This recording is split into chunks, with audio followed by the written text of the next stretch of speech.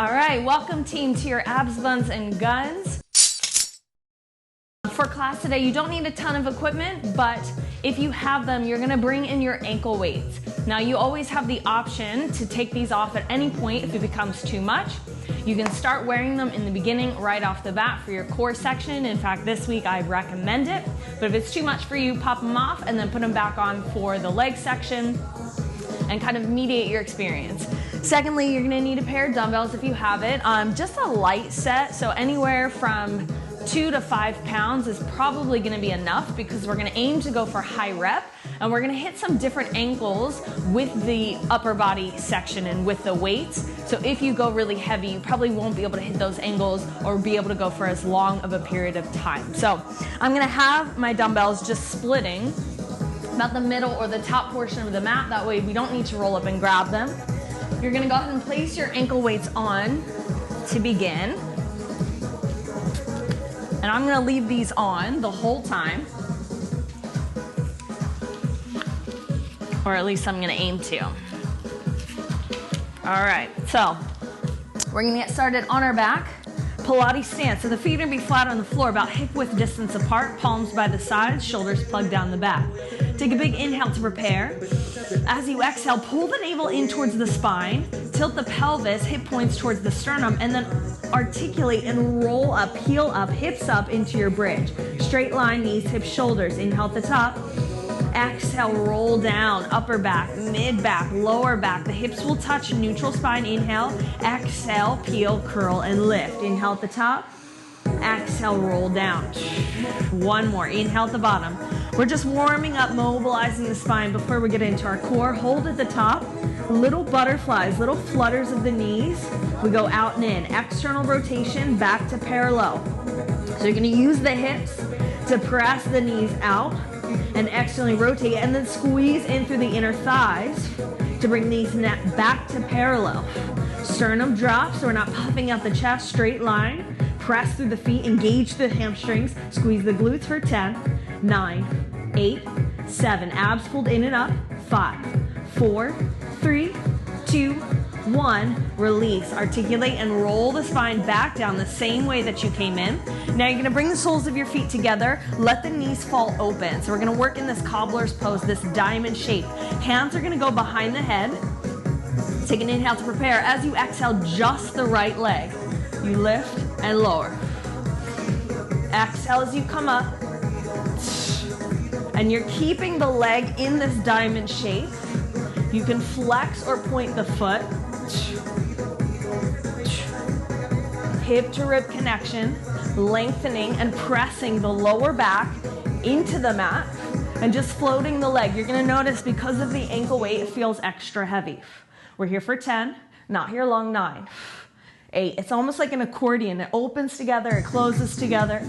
5, 4, 3, 2. Last one, up and hold. You're gonna reach your left hand towards your right heel and then extend the arm and leg away from each other. Tap, reach, tap, reach. If this is not challenging enough and you're looking for a little bit extra, you can use the dumbbell in the left hand. You might have to go a little bit slower, but you're looking for that opposition and as much length from your right toes to your left hand.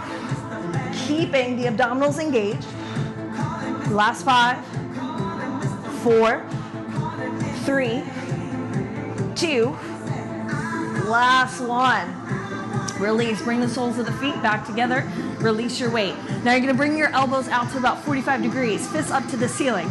Press your feet together, lengthen your spine, chin towards your chest, head on or off the floor. Lift the hips into your bridge. Big squeeze of the glutes at the top, down, lift, lower, lift. So you can leave your head on the floor, but I like to have the head lifted so that I know that my spine is moving in one piece. The hips drop, but I'm not releasing the rib cage to have the hips come down. The whole thing moves. Down, squeeze. Press the feet together. The knees are out, externally rotate. Down, lift. Big squeeze, butt tight at the top. You can reach down, double check, make sure. 10, 9, 8, 7, 6, 5, 4, 3, 2, last one. Lower the hips, reset. Hands come back behind the head. Take an inhale to prepare. This time as you exhale, the left leg will lift. Down, lift. Lowering with control.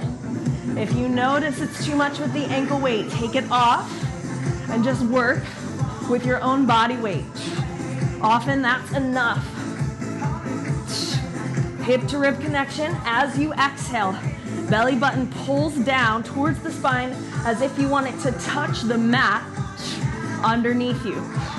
Head and shoulders lift off the floor. Breathing here. You got about 10 seconds to go.